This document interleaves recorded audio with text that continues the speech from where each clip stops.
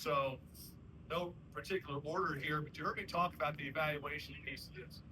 It's about tools. I hear all the time from parents, from coaches, from, you know, my favorite one is like, I'll hear a parent say, well, the coach isn't doing enough for him to get him recruited. And my response to that is like, that's not his job. Like, his job is to teach your son good baseball technique or whatever, but then the onus is on the player being good. Because I promise you, and I mean this sincerely, if he's good, it doesn't matter if you play travel ball, high school ball, in the cornfields, in the city, don't even play half the stuff, they'll find you. There aren't many secrets nowadays with all the technology, all the networking, and all that stuff out there. Um, so again, the qualifier on that is if your kid's good, he's going to be recruited. And I'm talking from Power Four perspective right now. There's other levels and all of that stuff which we'll talk about. So again, our goal is to provide that, break down the tools today to say this is what they do relative to their cohort. You heard me say already, we take into account age, we take into account body type, we take into account all of that stuff. I jokingly say all the time, it's like people love me at the beginning of camp and then they don't like me at the end. Because sometimes it's not what we always want to hear, but I just, again, back to my youngest son, was a college football player, and I remember when he signed in Arizona, different sport, he signed in Arizona State to play football, and he's, at that time, was sitting behind Jaden Daniels, who the eventual Heisman Trophy winner. And I remember Herm Edwards was the coach at the time, and, my son comes to me, he's like, Dad, I love ASU, I love playing here, and I love the school, but I want to run a huddle again. I want to play. He goes, I'm over all the, it's great to be the Power Five, but I just want to play. We go into Herm, and I'm a coach. And I've been doing this a long time. And Herm's like, well, we love Jack. I go, no. Does he have a chance to play? Just say. And he said, well, Jane Daniels is pretty good. And I was like, yeah. Does he have? No, probably not. Okay, great. And that's what we need. And then my son ultimately transferred and played and actually loved it. So understand what I'm trying to say there. It's like just honesty. Sometimes it's not what we want to hear. And again, you can choose to listen to it or not. The right fit, this comes from, I always call this like a Tracy Smith ism. This comes from 30 years of coaching. It's not in a book. It's not something I read from some. It's just 30 years of watching what works, what doesn't work, how you navigate this process. And truly and it alarms me. It concerns me sometimes because I'll hear kids and families talk about, oh, I got to make my decision by this, and oh, this is the stress, and it's killing them. You can't concentrate on this. I'm like, it's not supposed to be like that. It's actually supposed to be an enjoyable process. And that's what I want to say. Don't overcomplicate the process. The process is pretty simple. You should be looking at this is my opinion, you should be looking at four things. Find a school where your kid would want to go to if he wasn't playing baseball. And I know people say that. People are, oh, that's just a generic thing. No, it's true. NCAA says we have 20 hours a week that we can spend with your child. Now, they're going to spend a lot more in that, in their profession. They're going to, outside of our time, but we get 20 hours a week. Somebody smarter than me can tell me how many hours there are in a week of an academic setting.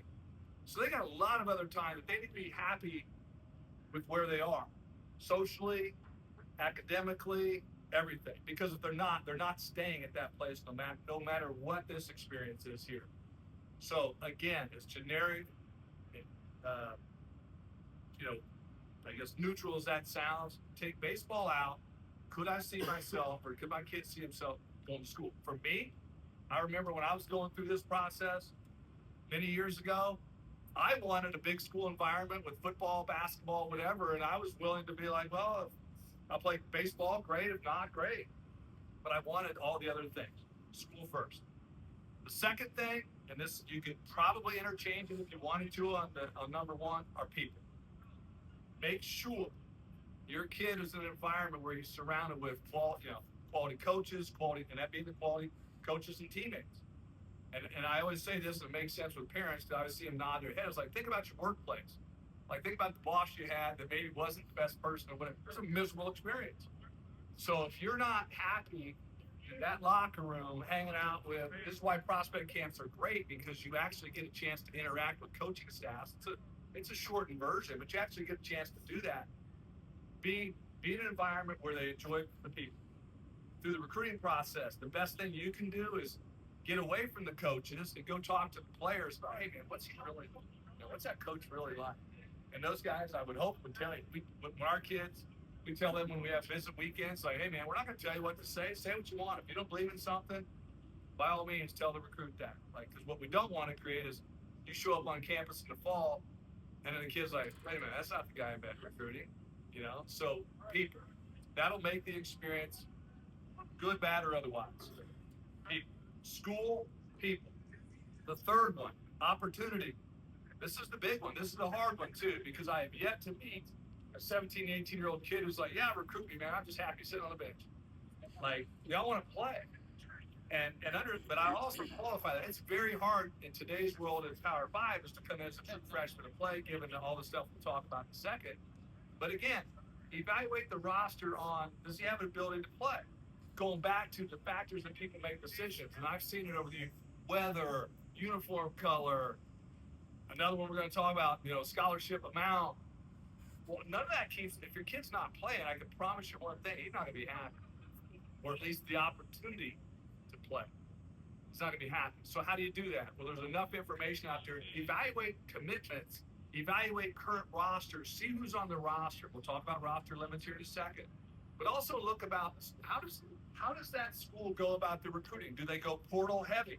In other words, if I sign as a freshman, am I going to have two classes over the top of me that they bring 21-year-olds on? Like, be thorough in that. Do you have a real opportunity to play?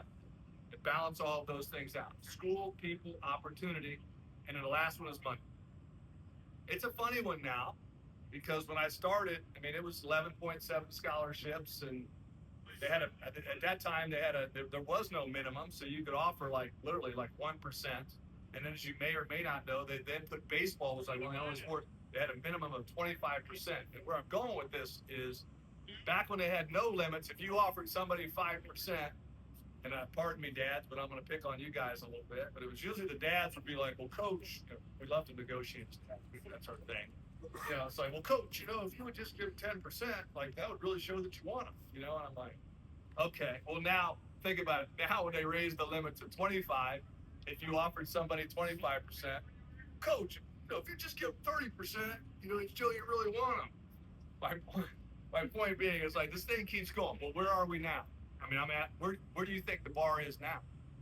Baseball, you can offer, and we're going to talk about this, you can offer 34 full rides now in baseball.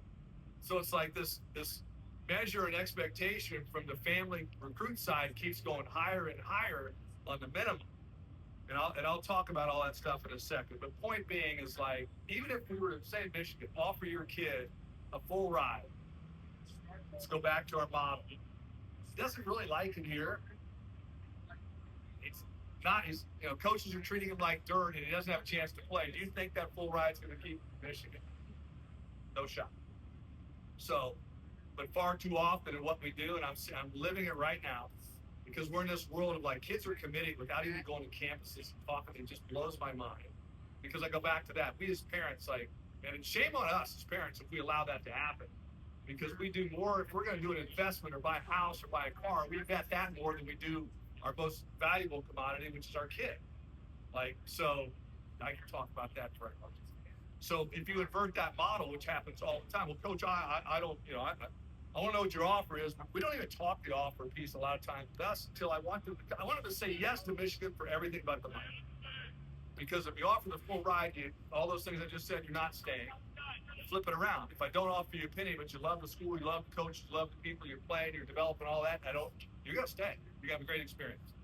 So that's the truth. And so whatever you can do on your end to try to navigate that process with that, then you plug in weather. I've coached at Arizona State.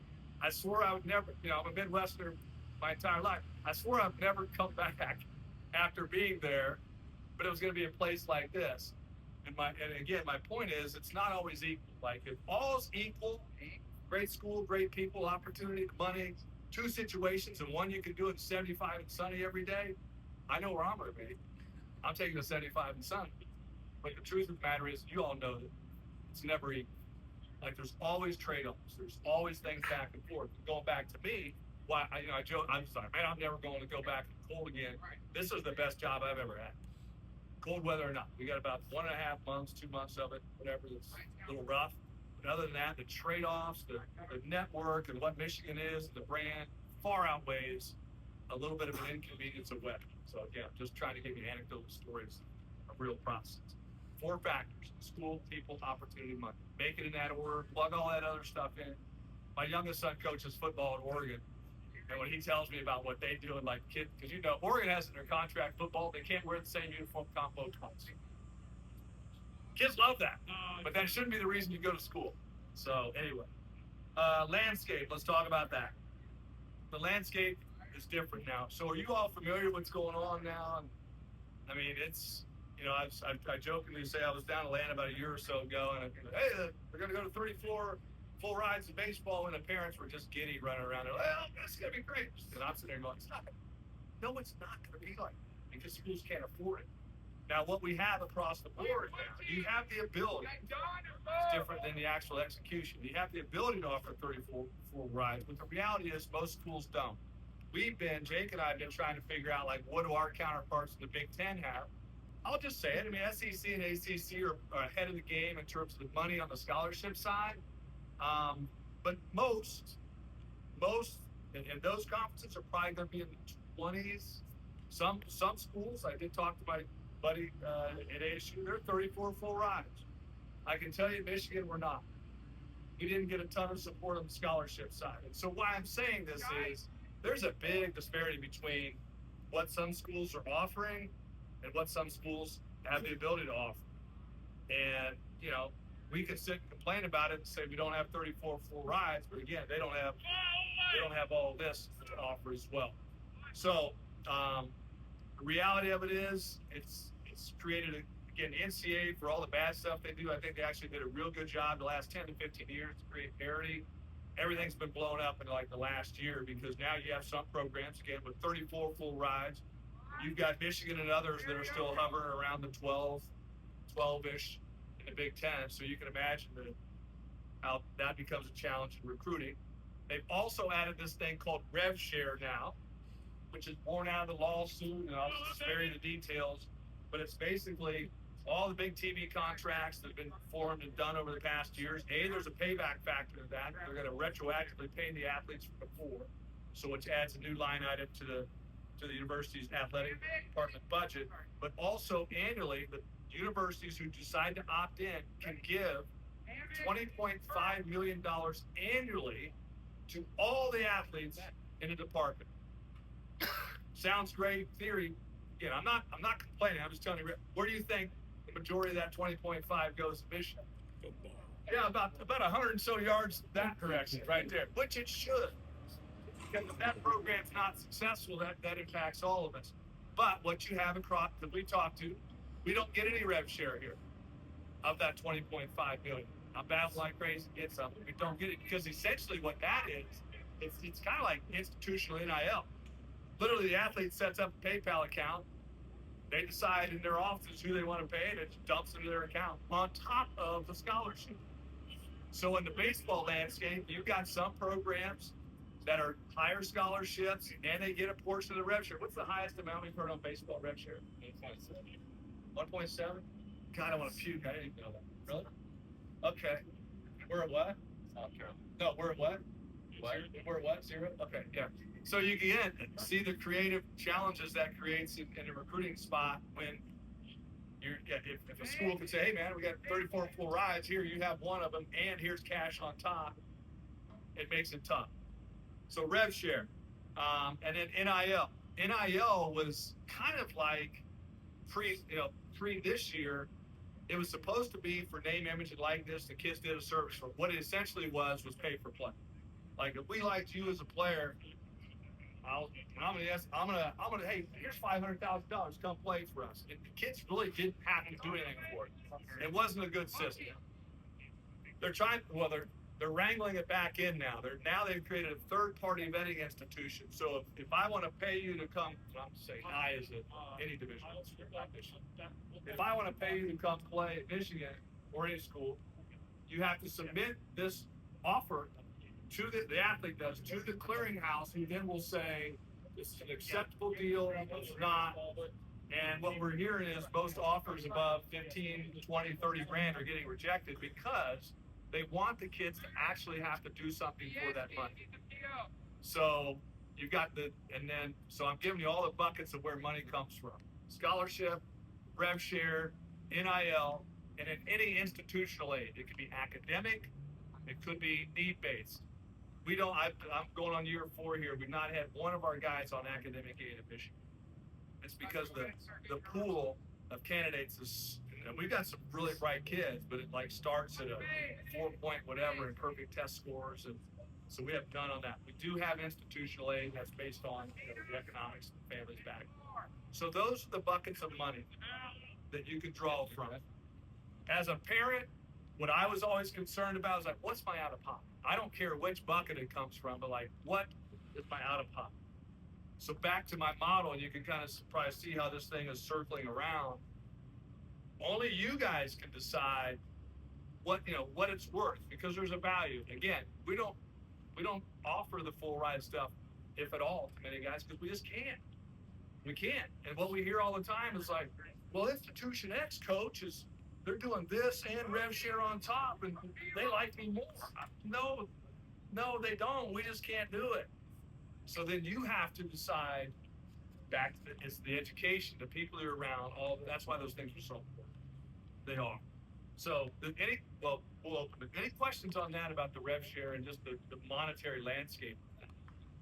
Because it's evolving every single day. Like the rules change every week. It's crazy. That's what's going on right now.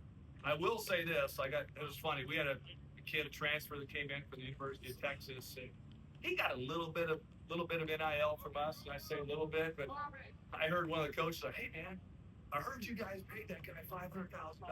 I'm like, no, we did not. Missing a few zeros. 40%, $5 grand. Yeah, I mean, we're missing a bunch of zeros. So a lot of the things and I'm only saying that, it's like a lot of things that you're probably hearing out there of, hey, I heard Johnny's son. A lot of that stuff's not true. A lot of it's not true. So don't base your decisions off of that. Get it back to what you want. There's also a new thing.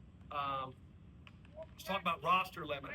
That was the biggie, because if you recall, we were at 40 last year. Going to go down to 34 this year. The ADs, the conference commissioners, and this impacts this whole camp. They were trying to ramrod it and get it down to 34 quickly. And at the time, I'm like, God, they got to stair-step this in, because there's no way you can just kick all those. We'd already signed kid or got verbal commitments, all that stuff. Well, that's what initially got passed. We were all working towards a 34-man roster. The judge who was deciding and ratifying the particular case finally said, just a couple months ago, said, we're not comfortable with just kicking those kids to the curb.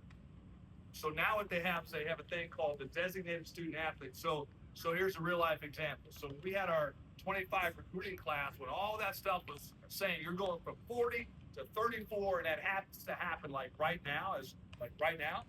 We're like, what are we going to do? Because we've already committed. We had to call half of our recruiting class, literally, and say, hey, I got some bad news for you. Not only can we not offer you a scholarship, I don't have a roster spot. So those kids left.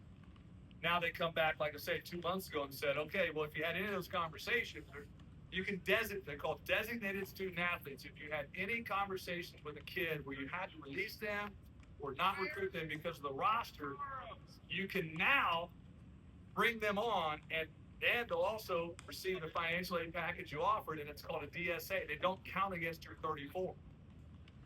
So, which They did that with no rules either. Yeah, so then our minds are going, because there's a lot of stuff that's played in baseball. We're like, you know what, a lot of these schools they're gonna put, you know what, yeah, I had the conversation with him, and him, because what does that allow them to do? They can essentially carry 35 more people above the 34, or 34 more above the 34. So now, this is what I'm saying, be cautious. Look at the rosters in which you're evaluating, because a lot of that down south, they designated a lot. They're hoarding all of these athletes because they can keep them on, and they don't count against their 34. There's no risk to them. Done. It's the risk of the student athlete. And we went through that. We lived it this summer. we're recruiting guys, and it's like, hey man, you got a real opportunity to play here. Well, no, I'm going, down to because they're going to give me X amount. We're sitting there going, they're not going to play. They're not going to play. They're one of now 50 guys on that roster. So just now, the DSA tag. It's similar to what happened during COVID. It's going to matriculate out. So if I were to DSA you, you'll carry that tag, even if you transfer, until you finally graduate. So in 4 years' time, this is what the judge wanted to do, is like, we're going to give it 4 years to get that roster back to 30. We just don't think it was fair to take it from 40 to 30, which is what they should have done at the beginning. But that's the DSA tag if you're hearing it. We did have some DSAs on ours, and our parents were like, well, what's this DSA thing? What's that? I said, actually, it's the greatest thing ever for you. It's protection for your kid. Like if I were to get hit by a bus or something tomorrow and I can't coach, I said a new coach can't come in here and say, hey, we're going to get rid of you because we don't have room. It's actually a great thing. So that's the DSA tag. And truth be told, we have the ability to carry almost 47 on our fall. We're not doing that. Like I like a small roster because of the DSAs. Some of the transfers we had DSA tags that came with them that I didn't even know about. We have the ability to carry, but we're not doing it. It's just not our philosophy. So I'll finish with this, and we'll open up the questions. But I guess the best advice I could give you or say to your son is like, play hard, work hard, be a good teammate. Because if you do all those things, the industry is going to speak to you. That's one of my favorites. The industry is going to tell you whether your kid's good or not. Because we, as coaches, we feed our families, pay our mortgages, make a living by winning baseball games and doing it the right way with good kids. So if you think for 1 second that we have the ability to do favors, or this coach in this organization says, hey man, I want you to take this guy, hey man, you're a good buddy of mine, I'm going to take you. I don't care if you can play or not. No, it's all about what the tools are of your kid. And it's especially true now that you're in a 34-man run. There are no more favors. There are no favors. So back to the totality of this, if you can find that spot. I was just had a conversation with a dad friend of mine, his kid's being recruited, whatever, and he was talking about the money, and I said, dude, if you get anything, if you get a spot today, a true, like that's good and powerful. So, because it's really, really hard. And one more point I want to make, I didn't have it in my notes. Back to the other coaches here today. Even if it's D2, D3, because the mobility of the portal now, where kids can go up and down and back and forth, spots are being condensed. They're harder to get right now. The narrative used to be, if you didn't play Division I, oh, you're a failure, which I didn't agree with anyway, because I started at the lowest level of coaching, loved it, whatever. But if you even find the spot, go ball out D2, D3, and junior college, whatever, I promise you, if you do that, you're going to get re-recruited all over again. And truth be told, you're probably going to make a lot more money. So just find the right spot, surround your kid with good people that know the game and teach them the right game, and just work out. If he's good, you cannot force the process. We love our kids. We're going to do everything we can for our kids, but we can't force it. That's the best thing I can tell you. Okay, I'll open it up to any questions about anything. I can't help you on restaurant recommendations in Ann Arbor. I'm terrible at that. But anything you want to ask. Yes. Especially here at Michigan, we're starting to see a lot of. How important is that? I mean, the system kind of falling apart. So with that being the case, that's side and person. The consultant decides also. Thank you. From that standpoint, I'll tell you why. Well, so on the side, about 4 or 5 years ago, I got involved with a thing called the Diamond Allegiance, and the whole purpose of the Diamond Allegiance was trying to help families like this that are going through this process of travel ball, all that money that's leaving your pockets to kind of go back in. Because where's Chris? Is Chris here? Chris, we were just talking yesterday. His son's in camp, and we were saying, man, remember when we played? Like, we just played Legion ball, which was right by your place. You maybe spent a couple $100 for the summer. You sold candy bars to raise, and now people are spending. I think the average spend is $13,000 a summer or something like that. Well, you're laughing. I know it's average. I said average. Oh, no, that's not it's people are spending way more. So, back to that. So, and the reason I brought that up is I got to really intimately know a lot about, and I'm not begrudging the travel ball. These are big businesses, big businesses. And so you're seeing this franchising, the perfect game, these things that used to be in one part of the country now are all over the country because they're franchising, just like a restaurant. There's fees that go with that. And so again, I don't want to. I'm trying to stay neutral on this because I have to deal with travel, and I'm not saying it's bad. I'm not saying it's bad at all. But the reality of it is, I don't care whether a guy plays in this organization, it doesn't matter. It goes back to being good. So back to what I said, surround your kid. If you're going to spend money, invest in him with a good coach that knows baseball. You want to try to get in this process, things like this, get us in front of as many eyeballs as possible. I require my staff to be here, all staff to be here for these things. So again, the perfect game number, which costs, I think to get a score, costs around $700. I think. I don't look at those because what are their standards versus mine? Give you an example. As a head coach's Division I head coaches thing at coaches convention a few years ago, and the guy stood up, room full, every Division I coach, 299 Division I coaches. Hey, how many of you guys raise your hand if any of you guys use recruiting services? The numbers. Not one hand went up. I get that question a lot. Coach, should we pay? I got beat up one time afterward because there was an owner of one of the recruiting services was in the crowd. Coach, that's not fair. I said, well, I'm speaking for me. Like, we don't use recruiting services because I want to trust my eyeball. You are paying that recruiting service to say really good things about your kids. What do I care? Well, I have no context. I would say a lot of the smaller schools and conferences and levels probably use those because they don't have the recruiting budgets that we do. So I'm not saying they're bad. I'm just saying Division I probably not as relevant. I don't know if that answers preparation. Really, that's seems to be. I, as a coach, stand up parents for outfielder. That's the thing. That's not a part of this. We already got two guys. Well, so when I was at this stage, when I was coaching, but I didn't drink the Kool-Aid. I said, I'm going to start a local team. We're going to focus on practice, skill development, and play 20-some games. That's it. We did okay. Kids went on to play Division I. You know why? Because they learned how to play the game the right way. It's all about that. And that's true. Other catchers over here. You can't force the process. And I consider that when people try to sell you on that. Now, am I going to stand here and tell you that over the years that I haven't developed a relationship with travel ball coaches I trust more than another one? Absolutely. There are some coaches that'll pick up the phone and call me and say, Tracy, this guy's a dude, but I've got a track record history of when that dude says something, I believe. And you know what you're getting because you know the context of that organization. So don't get all caught up in it. And if you're going to invest, this is what I would say to you. Like, you're better off going to 4 or 5 of these of where your kid's really interested as a school.